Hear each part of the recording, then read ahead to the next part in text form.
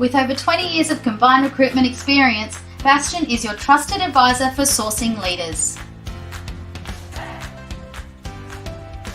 Technical experts in supply chain recruitment, Bastion uses a proven, customer-focused delivery. Speak to a consultant today for your recruitment needs.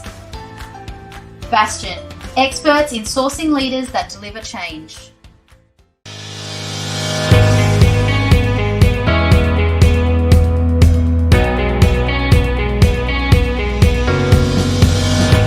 Welcome back to the new Driving the Different show. I'm your host, Jacquelene Brotherton, and with me here this morning is Peter Murphy, the Managing Director of Alex Fraser. Welcome, Peter. Thanks, Jacqueline. Great to be here. Thank you. So Alex Fraser is the leading recycler of construction waste and glass in Australia, I believe, Peter, and that goes back into our infrastructure.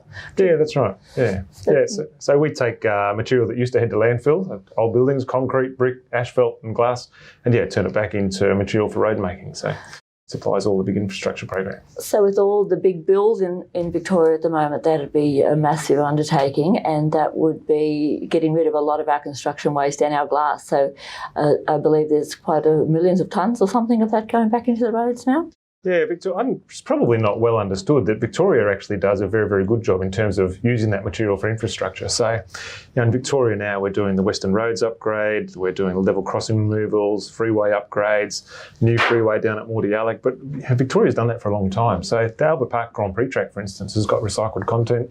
The early stages of the Western Ring Road's got recycled content, and so it's I think last year we passed a milestone of 50 million tonnes of material recycled, and there's a few million tonnes every year going into those programs, and those projects have an enormous need for construction materials. So that's what we're supplying. Absolutely, and I think that's something that people don't understand, that how important recycling is and doing it properly, and where it goes, that it's not being wasted now. And I think that was the impression before, that it just went back to landfill. It wasn't actually recycled. Yeah. And the other thing, your plant at Laverton is an amazing operation, and people need to see that, and they can see those videos on YouTube about how that all works. And I did have a look at some of them before we came.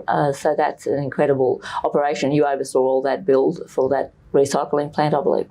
Yeah, so the Sustainable Hub at Laverton, we just got an award for that at the Premier's Sustainability Awards just before Christmas. And it's we're really chuffed with it. It's completely integrated. So there we started on that in 2009. We've kept investing, and really we made a big investment in there about 12 months ago on a glass recycling plant. So we travelled the world and looked at how glass is handled, and but the fantastic thing is the innovative part of that is designed and built right here in Victoria.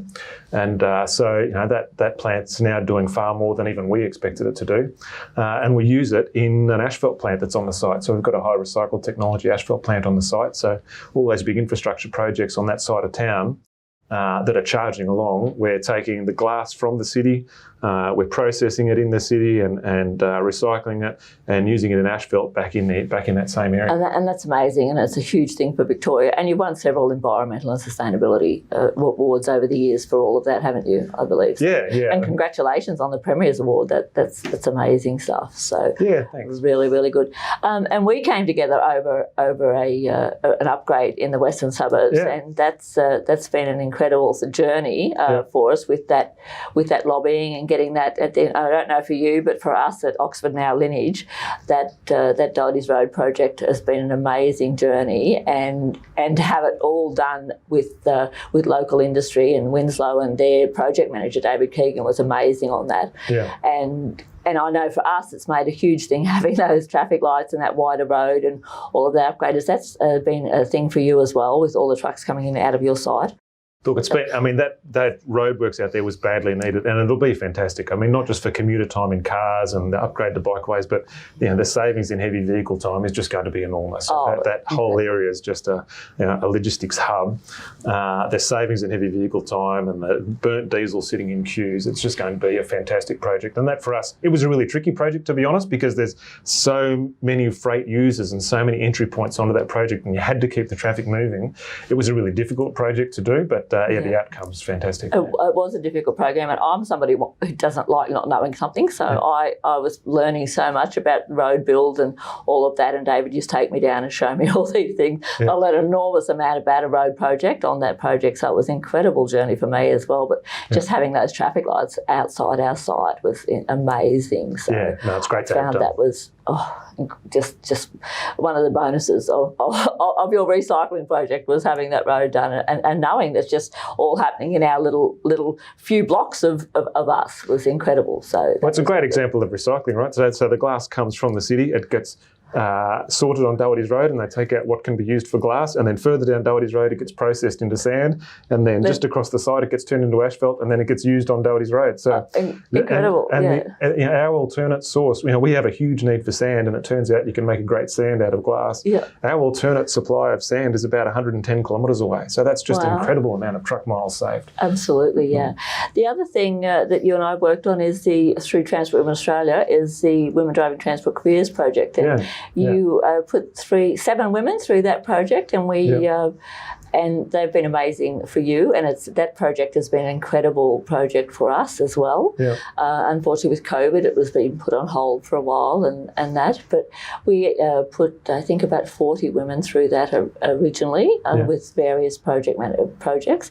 So for you, some of those girls have gone on to bigger trucks or want to go on to bigger trucks, but they're amazing. And through your company, Alex Fraser, they were shown a pathway to other things as well as truck driving, weren't they? Or how they could get to do other things, like not just to get a truck licence and stay in that one little truck for the rest of their career. That they could move into bigger trucks, or they could then move into, whereas some of your guys came and girls came through truck driving into management roles and other roles, isn't it? Yeah. So look, we saw that pilot that you'd done, and we definitely wanted to do that, and the fantastic thing was that our operational people made that happen. Our transport managers and our production people and our mechanics, and particularly the other drivers, they really made it work very well. And if you ask any of those women, the constant theme is that they got a great welcome into the business and heaps of support. And that just made me incredibly proud of the people in our business, that they could bring them in and make it work.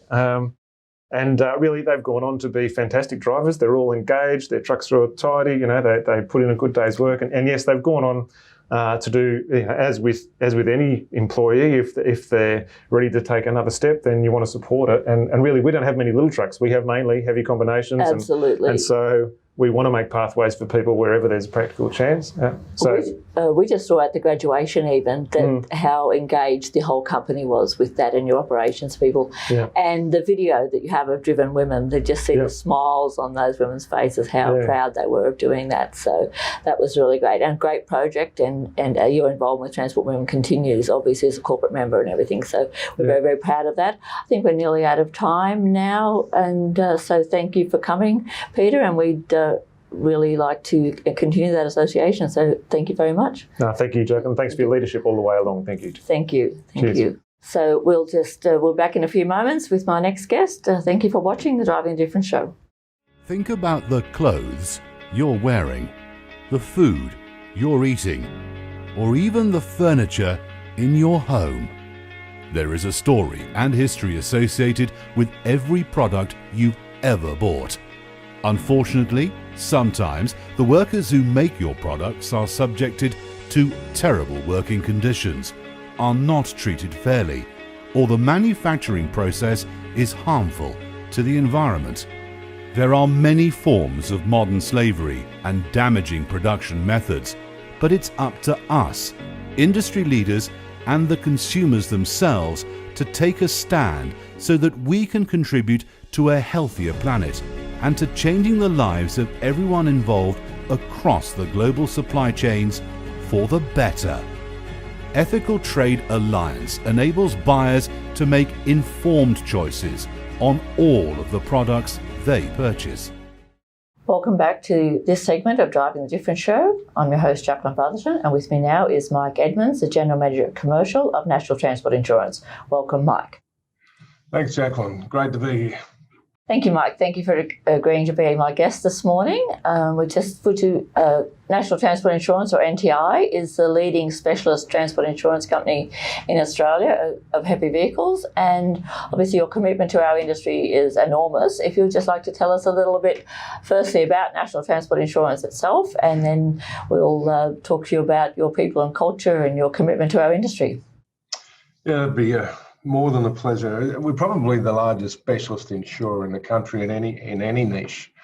Started off about 40 or 50 years ago, like most small businesses in Australia, in a garage where the people used to back the car out and plug the phone in and start operating. And now here we are with 400 odd people taking part in one of a great little Australian success story. So it's interesting being the leader. We're the leader in obviously the transport side, in the trucking side, but we're also a leader in the contract, the yellow gear as we call it, and then in cargo, both in and out of Australia and around Australia.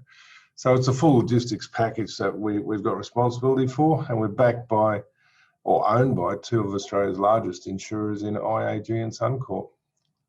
It's quite an interesting story. The hardest thing about being a leader, of course, is it's a responsibility as well, and hence our involvement with the industry and getting involved in change.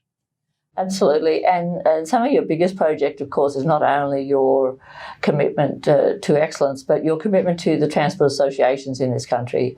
And obviously you're a foundation business partner of Transport Women Australia and have, so you've been looking after us for 21 years now, not only as that foundation business partner, and that's a year on commitment, but also through your sponsoring of our events and our conferences, and your advice and support throughout that time has just been enormous, and that's something that can never be repaid in any way, but also of the Australian Trucking Association and various other associations.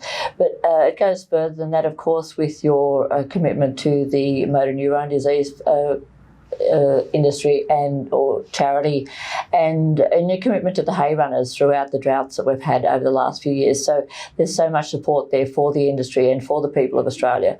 So that we thank National Transport Insurance for that, because a lot of industries forget that where their support comes from, and then don't support the people that support them. And that's something that you do so well, probably more than most. So, but you do that too with your staff, with your people and culture, and your commitment through the programs you have within your company.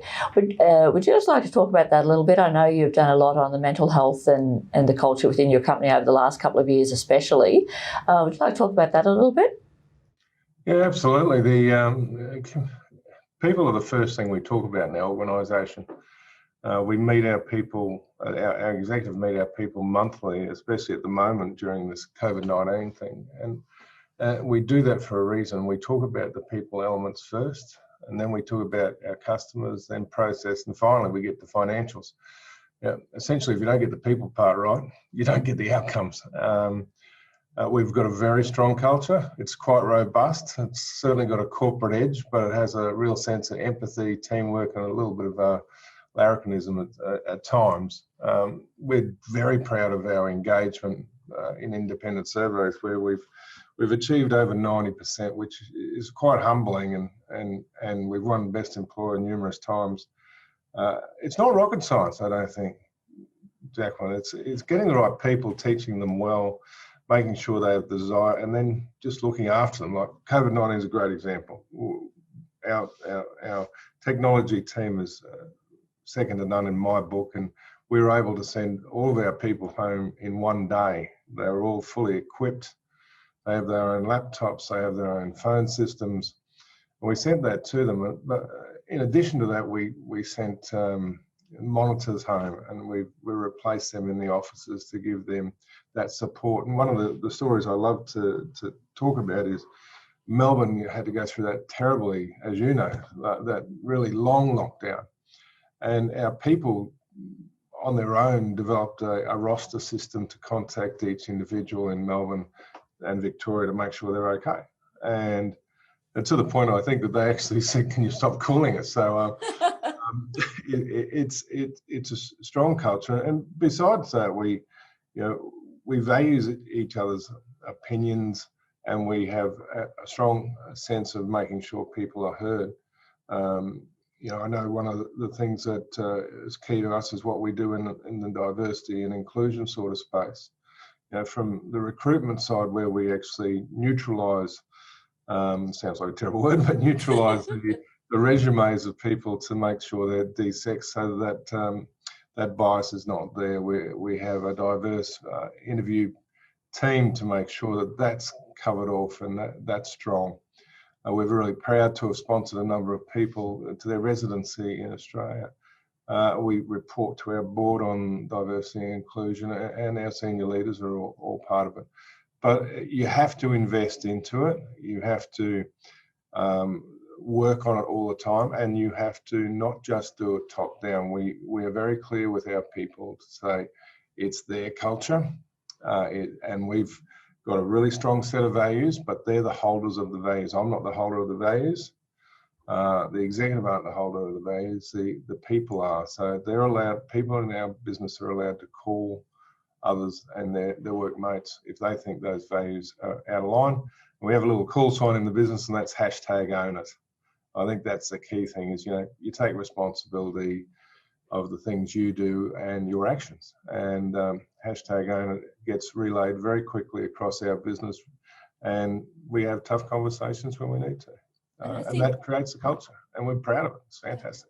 I think, Mark, from our point of view as Transport Women Australia, I know the women and the men you have in the company are so supportive, and they're always there for us, and they stump up when we need them. They're always there, not only support, but one of your senior managers is part of our mentorship program, and she's been amazing at that. She's been on our mentoring subcommittee, and Janelle and Anne are our poster girl team for our mentoring program, and she's fabulous at that. And just a couple of the girls, Farah and Kerry, and that, they're always there for us, and NTI is there for us in every way, as I said, down, and that just is part of your culture that they do. They're always there, not only for inside your organisation, but for the associations that deal with them as we go forward. And I think that's really important, that just shows that commitment, not only to your own people, but for the people in the industry as well. It's not just something that's just inside NTI, it's for the industry as a whole. And the other thing that you do, and I didn't intend to end with this because it's not probably the brightest thing I was going to talk about, your commitment to Transport Women Australia, but the other thing you do, and it started way back years ago with one of your senior people, Owen, before he retired, is the research you do into the accident research you do, and I'm not sure whether that's yearly or every couple of years, that Adam does now, that shows if the general public ever see it, the research you do into heavy vehicle accidents and everything that comes out. And could you just talk about that a little bit? And does it get out to the general public, or is it just shown to inside the trucking industry? Yeah, the accident research, and I'm glad you mentioned Owen. He really helped us get not only with the research but also get involved with industry. 40 plus years ago, probably went outside of his thing to do it. We're committed to safer roads, not only for operators but for all road users, and that's why we did it. It's an independent one. We do it biannually. We're looking to do that annually. It's about identifying areas and actions that will reduce fatalities, and what we can, and to influence governments, regulators, industry and safety bodies to play an active role in the improvement of the trucking industry. We have engaged the public, and have certainly got media across Australia on mass media as well, to make sure some of the little things about that 82% of the crashes involving truck drivers were caused by distraction of the other road user. That's a really important thing, and we note that a number of states have introduced legislation to help that. But also the report has found for years that, and the last one, I think 80% of serious crashes involving cars and trucks, the other car driver was at fault. So that's a startling figure, and something we have to work with other road users. And we constantly put out press releases and get in the media to implore other road users to understand safety around trucks. And little things like how long it takes for a truck to pull up, as you know quite well. Absolutely. So great investment. We'll continue to do so. That's great. Okay, Mike, we're out of time. Thank you for joining us here this morning, and looking forward to catching up in person sooner rather than later when all this madness is over. Absolutely cannot wait for that. That'll be tremendous. Me too. Thanks, Mike. Thank you for coming. Bye, Jacquelene. Bye. Thank you, and we'll be back in just a moment with the next segment of the Driving Different show.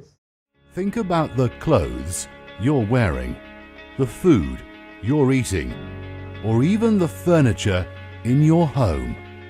There is a story and history associated with every product you've ever bought.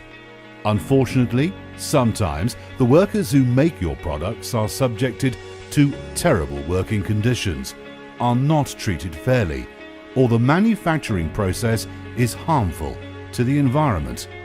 There are many forms of modern slavery and damaging production methods, but it's up to us, industry leaders and the consumers themselves, to take a stand so that we can contribute to a healthier planet and to changing the lives of everyone involved across the global supply chains for the better. Ethical Trade Alliance enables buyers to make informed choices on all of the products they purchase.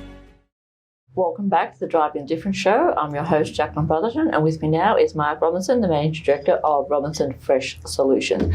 Welcome, Mark. Thank you for coming in this morning. Well, thank you, Jacquelene, and Happy New Year to you. Thank you.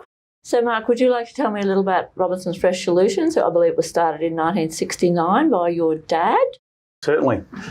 Robinson's was started by my dad and my mum with 4 young kids in 1969 in Geelong with 1 truck and a hand trolley. He was carting fruit from the old Diamond Road railhead to the market. Soon developed into a fleet of trucks, and alongside mum worked very, very hard. Established an unloading business in the market. We moved from that market 5.5 years ago to Epping. We've been able to expand our business to include some other activities now, which is very, very exciting for us. Okay, so you do some import-export there as well. You've got your own trucks now, and you also still do the loading and unloading within the market. We certainly do. So what we developed over the time with my beautiful wife, Di. Hello, Di. We've made a one-stop shop for our customers. We make our transport customers compliant. So we do unloading, yep. We do fumigation, we do transport to all the major DCs in Victoria, yep. And the fumigation that we do is domestic, and we also have just expanded it into import and export. So we're fully quarantine approved premises, and we've got some exciting programs going on. That's great. Now, you just, for your 50th anniversary, I know you got some wonderful trailers painted up, and your daughter's actually faces on that trailer. My daughter and my 2 sons, yes. Yeah, yes, so and I'm very young myself, and my late father. Yeah, yes, so very, very proud of that. Yeah. That their name and our brand is out there. Yeah, it's fantastic. Amazing trailer. Now, the other thing, you have some amazing women in your organisation, from your wife, Di, the General Manager, through to your CFO. Certainly. And right through the business. Got some great administration staff. Fantastic CFO, my amazing wife Di, who's the general manager. Yep. Our daughter Kate, who helps us on the night shift at times. Without them would be nothing. It's Team Robinson. Also got some fantastic male staff too, I'd like to add. Yes. Yeah, absolutely. And it's all about diversity. It's not all about women, about youth or anything else. It's about all anyone the staff who wants that make a business. Anyone who wants to have a crack at Robinson's Fresh Solutions who's got the right attitude, they're more than welcome to have it. And that's what it's about. It's not about gender or anything else. No. It's about having the right attitude, fitting into that family dynamic more than anything, and a family company. We've got a plethora of multinational people. We've got numerous people who've got many, many years of project experience. We've got people who've had no project experience, and they're all welcome because they're all got their heart in the right place, and they're having a go. It's about the attitude. You can train them to do what you need them to do. So I think that's what you've had to do. So you've got that diversity and inclusion, which we all talk about down yes. pat. So, and that's how we are with Transport Women. Everybody says, can men come to our events? And we've got men, women, trans, any gender, anybody at all can come to our events. And of course, that's how you got involved with us, through coming through to our 20th anniversary gala dinner last year. Because 2019 it was, Jacquelene. Sorry, yes. 2019, because of our wonderful sponsor, Wes Pickering. Yes. Who established the Trish Pickering Memorial Award, and then that's how we got involved. We got involved with you, and then you became a corporate member of our association. 100%. So, I feel and brought all got all your female staff and all your young gentlemen along with you to do that. So I remember at the that 20th anniversary where Wes said that the inaugural presentation to Pam McMillan, who was the inaugural winner. That's correct. And the second winner was Mrs. Phyllis Jones. Phyllis Jones. Yes. Well, congratulations, both of them. You've definitely made a difference to women in transport. So thank you. I think that's so important that having companies like yours support the women in this industry, and to have people like Wes that come along and support us continually like that as well. But it's also having the companies not only support the association, but on a night like that, but to support them continually throughout the years. And obviously you've done that because your staff's been with you quite a long time. Certainly. And I think that and that continuous improvement just keeps going on. And that's obviously happened for you as you've grown from Geelong to Footscray to Epping. Yes. And will continue to grow throughout the years, and then hopefully your family bring it into the next generation as well. So we'd like to do that. Totally agree. I think from an early beginning with Mum, it's nothing. It's never been unusual for me to have women alongside me working. So it's been fantastic. Yep. Yeah. So do you have any women truck drivers in your association, in your company? Sorry. We had a couple, but they've gone. Most of my women workers are in the administration. We had a few forklift drivers. That anyone's welcome to have a crack here. Yeah. For sure. All right. So anything else you'd like to tell us about what's happening at Robinson's, or what you would like to do? We've got some very exciting. Thank you, Jacqueline. We've got some very, very exciting import-export programs happening. When we went to Epping 5.5 years ago with a green site, we were able to add value to our business, and import-export, especially fumigation for the import and export. We love to. We were doing this because we'd been doing the domestic fumigation for quite some time. So while we're talking about Epping, our conference is in Epping next year. This year, May this year. I forgot that it's already been past New Year. So it's going to be at the new Mantra there at Epping. So wonderful. So we have as long as COVID keeps its ugly head away from us. Should be plenty of fresh fruit for you. Not too far away. It's an amazing site, and we're going to the Mantra there, and we're going to have the Safety 360 truck, the ATA safety truck. Okay. It's going to be there. So we're going to hopefully get some of the area schools around to see that. That'd be wonderful. And obviously we'll be looking for some volunteers to help the ATA girls do that. So we'll be calling on you to supply some of your staff Absolutely. To come around and do that, as they'll be quite close handy to us there. So knowing that the market is very close to us there will be an advantage to call on some of the people in the markets there to give us some volunteers. So I think that will be what we'll be doing, and we're just hoping that we have such a successful conference like we did 3 years ago now. I keep saying last year, but it was 2018. And that new Mantra in Epping will be a fantastic place, I think, to have the conference. And we did think about trying to do a tour of the markets, but we decided that would be too hard on a Friday afternoon. So we did.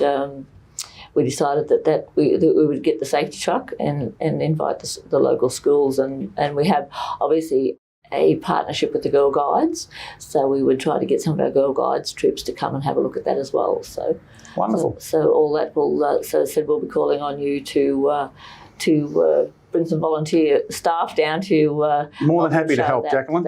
Anyway, we've run out of time now, Mark, so I'd like to thank you for coming in and being interviewed on the Driving the Different show, and hope you enjoyed your morning. Good on you. Thank you. Thanks for your time. Thank you. Thank you for watching the Driving the Different show this morning. We look forward to seeing you at the next episode. With over 20 years of combined recruitment experience, Bastion is your trusted advisor for sourcing leaders. Technical experts in supply chain recruitment, Bastion uses a proven, customer-focused delivery. Speak to a consultant today for your recruitment needs.